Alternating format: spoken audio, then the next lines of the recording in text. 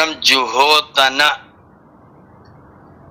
उत्तन जो है वो एक आदेश है वेद में, उसमें एक सूत्र है हमारे यहाँ व्याकरण में, तप तनप तन थनाश्च।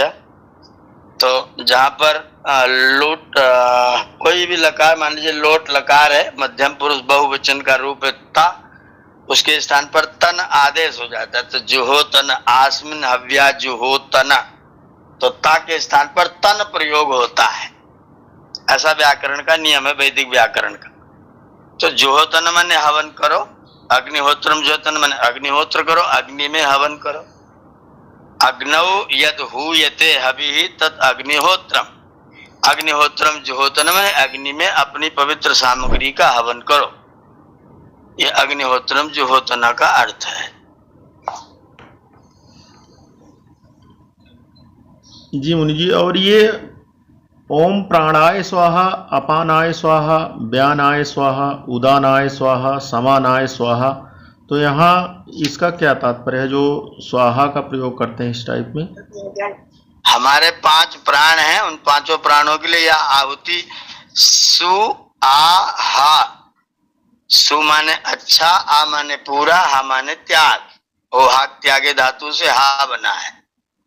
तो जो मेरे पास अच्छी चीजें हैं उसको मैं पूरी भावना के साथ, पूरे समर्पण के साथ त्यागता हूं, देता हूं, यह स्वाहा। तो जो मेरे पास उत्तम सामग्री है, भात है, दाल है, सुगंधित चावल बढ़िया बनाए हैं, काला नमक और बढ़िया दाल छौंकी बघारी है, इस सुगंधित सुंदर हबी को मैं अपने प्राणों को दे रहा हूं, प्राणाय स्वाहा। अपान को भी दे रहा हूं, अपानाय स्वाहा। समान को भी दे रहा हूं, समानाय स्वाहा। उदान को भी दे रहा हूं, उदानाय स्वाहा। और व्यान को भी दे रहा हूं, व्यानाय स्वाहा।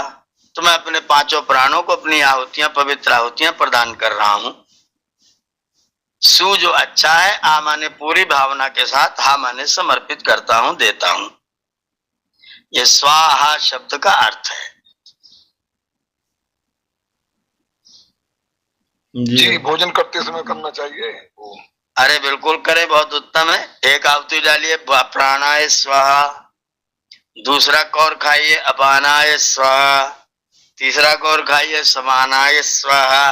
तो मन में भावना रहे कि मैं अपने प्राणों को पुष्ट करने के लिए, प्राणों को बलवान करने के लिए भोजन का स्वाद ले रहा हूं। ये भोजन मैं कर रहा हूं, मैं अपने प्राण को पुष्ट करने के लिए भोजन करता हूं। तो मंत्र बोलते हुए भोजन करें, प्राणाय स्वाहा करके एक आहुति अंदर डाल दीजिए। तो मुनि जी, जो ये गोस्वामी तुलसीदास जी ने लिखा है रामचरितमानस में, पंच कवल, वो जो चौपाई है, जेवन जब लागे, तो पंच कवल का क्या कहीं इसी से तो तात्पर्य नहीं है? वही है पंच प्राणों के लिए दिया जाने वाला कौर। पद्यते प्राप्यते अर्थो अनेन तत्पदम, जिसके द्वारा हम अर्थ को प्राप्त करते हैं उसका नाम है पद। तो अर्थ को प्राप्त करने के लिए जिसका हम प्रयोग करते हैं वो शब्द है, उन्हीं का नाम पद है। तो जिनके द्वारा हम अर्थों को प्राप्त करें वो पद है। और सर्वप्रथम जो पद का प्रयोग हुआ, शब्दों का जो प्रयोग हुआ, वो परमात्मा की वेदवाणी से आरंभ हुआ। तो वेदवाणी परमात्मा की वाणी है, हमारी वाणी है नहीं। और परमात्मा ने सृष्टि के आदि में हमको वेद के रूप में पद प्रदान किया, इसलिए पद का आदि मूल परमात्मा है। दूसरा एक उदाहरण सोचें, आज जो मैं बोलता हूं अपने पूर्वजों की भाषा बोलता हूं, वो हमारे पूर्वज अपने पूर्वजों की भाषा बोलते थे, वे पूर्वज उन पूर्वजों की भाषा बोलते थे। ऐसे क्रम से चलते चलते चलते सृष्टि के आदि पहुंचोगे, जो प्रथम पूर्वज थे वो किसकी भाषा बोलते थे? क्योंकि अपने आप भाषा बोलने का आज तक मनुष्य ने कोई शक्ति ईजाद नहीं किया है, कोई शक्ति नई नहीं बनाई है। वो हमेशा दूसरों की भाषा को सुन करके ही बोलता है। तो सृष्टि के आदि में जो लोग आए, उन्होंने किसको बोलना शुरू किया? तो उनको जो पद प्रदान करने वाला था, शब्द प्रदान करने वाला था, वो परमात्मा है। तो मुझे शब्द प्रदान करने वाली मेरी माता की भाषा में मातृभाषा बोलता हूं। तो मेरी माता अपनी माता की भाषा, उनकी माता की भाषा, उनकी माता की भाषा।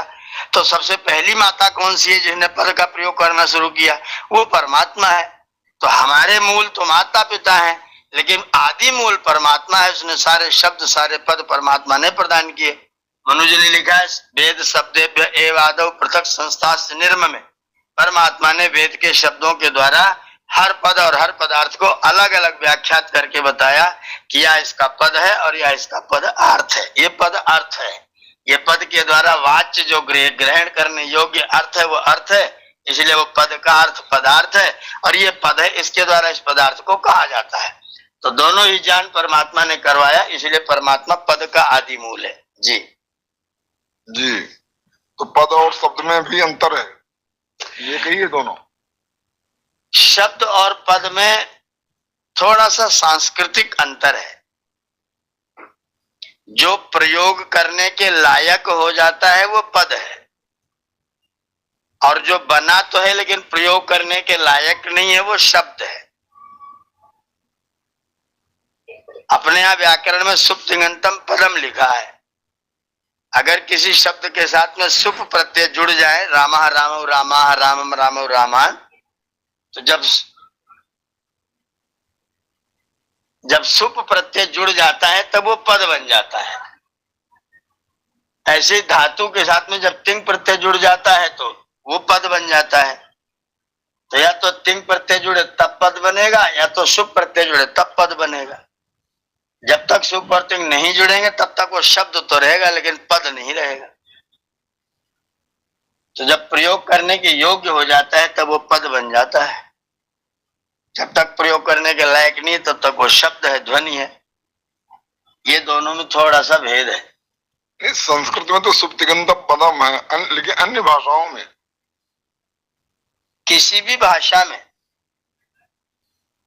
भाषा में मान लीजिए मैं हिंदी ही बोलता हूं, अब मैं बोलता शब्द के द्वारा ही अर्थ को ग्रहण कर सकता हूं, बोल के द्वारा उस अर्थ को नहीं ले सकता। और बोल के द्वारा जिस अर्थ को ले सकता हूं बोलता के द्वारा नहीं ले सकता। तो उस अर्थ को कहने के लिए जो शब्द उपयुक्त है उसी का नाम पद है। जी धन्यवाद धन्यवाद। जो उपयुक्त है या प्रयोग में है वो पद है। हाँ, जो उस अर्थ को कहने में उपयुक्त है वही पद है। हाँ, जब तक प्रयोग में नहीं तब तक शब्द है, तब तक वो शब्द है। अक्षर के समूह को, अक्षर का समूह शब्द है। ध्वनि वो लिखा ना, येनोच्चारितेन शासना लांगुल ककुत खुर विषाणी नाम संप्रत्यो भवति, अथवा प्रतीत पदार्थ को लोके ध्वनि शब्द इत्युच्यते। जिसके बोलने पर कुछ प्रतीत हो जाता है उसका नाम शब्द हो जाता है। तो बोलने से बोल तो हो जाता है, लेकिन जहां बोलता जिस अर्थ को कहेगा वो अर्थ बोल नहीं कहेगा।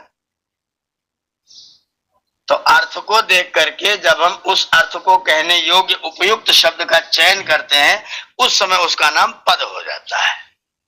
तो शब्द का भी आदिमूल परमेश्वर ही है उसका। हाँ, ध्वनि मात्र का आदिमूल परमेश्वर है। तो मतलब एक हो गया शब्द हो गया, एक हो गया पद हो गया, एक पदार्थ, तीन हो गए। जी, वो पदार्थ हो। जी धन्यवाद।